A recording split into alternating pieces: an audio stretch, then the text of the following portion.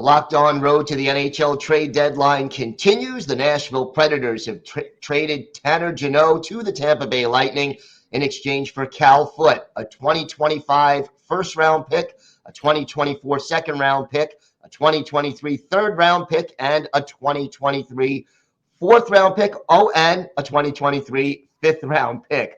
With us now, Nick Morgan of Locked On Predators to talk about this deal and what it means for Nashville. And, well, first, Nick, were you surprised by this deal? Let's start with that. Do you need a drink of water, a deep breath after reading off the list of those picks the Preds got back? Yeah, this was a haul for David Poile in terms of building future. And look, the asking price was 2 first-rounders. I know a lot of people are surprised by the return the Predators got.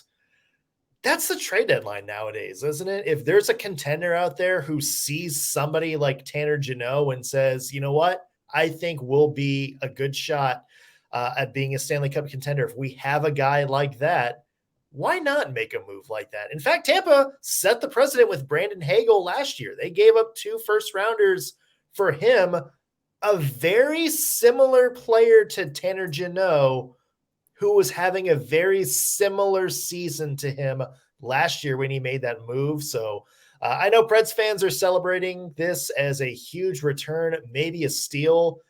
I'm not quite sure it was a surprise, though. All of these picks being accumulated, you mentioned David Poile. He's retiring June 30th. Barry Trotz takes over. What do you think the Predators' approach will be now that they're gathering and accumulating all these draft picks and prospects? I think the main thing is just to get younger. And that doesn't necessarily have to be through the draft. Yeah, they got all these draft picks, but it can be capital for other moves too. Maybe they include it in a package to bring in, a younger piece to bring around. Maybe they use it as a sweetener to ship off one of these bigger contracts so the Preds can start rebuilding. The Preds have flexibility now, but you heard Barry Trotz say it in his interview with the Tennessean yesterday after the news broke.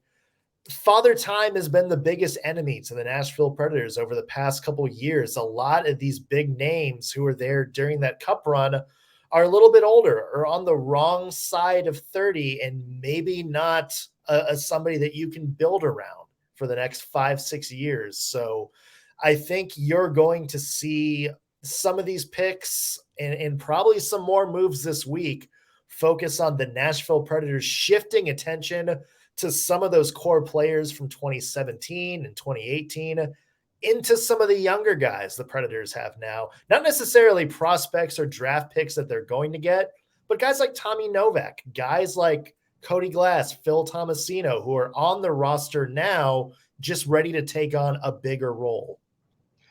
Cal Foote also part of this deal. What do you see his role being? And is this more of a short-term acquisition or is this something long-term? That remains to be seen. I think Cal Foote, when you watch him in Tampa, is definitely a project. Not necessarily, unlike what Cody Glass was in Vegas. I think Glass had a lot more upside than Cal Foote does at defense. But this is a guy who was drafted in the first round, had a lot of potential, just maybe didn't have the long leash that some players need to be able to develop. He didn't really have that in Tampa because look at where they were. They're Stanley Cup contenders year after year and have a few of the best defensemen in the NHL on the roster. With Nashville, he's certainly going to get a chance. He's going to get a long leash. I think he still has potential as maybe a really good bottom pair option. Somebody to kind of shore up the defensive responsibilities, shot blocking, penalty kill, and leave, the puck carrying game, possession game to guys like Roman Josi and Alexander Carrier. And you look in the Preds pipeline, they have some guys like Ryan Ufko, who's a really good two-way defender that's going to be coming up soon. Spencer Stastny, who had a really good, first year in Milwaukee. So Cal Foote's, a different kind of guy, a more rugged stay-at-home guy. Maybe somebody that you complement with one of those offensive defensemen that the Preds have coming up. Makes sense. What do you expect, if anything, for the Preds to do between now and Friday at 3 o'clock Eastern time? God, I mean, Philip Forsberg can retire and become a Swedish folk ice dancer, and it wouldn't surprise me at this point. The past 24 hours have been such a whirlwind for us in Nashville. And I think there's more to come. You know, you've heard Matthias Ekholm's name pop up in trade rumors really since this past summer. It seems like there's a lot of teams like Edmonton that are kind of kicking the tires on him a little bit.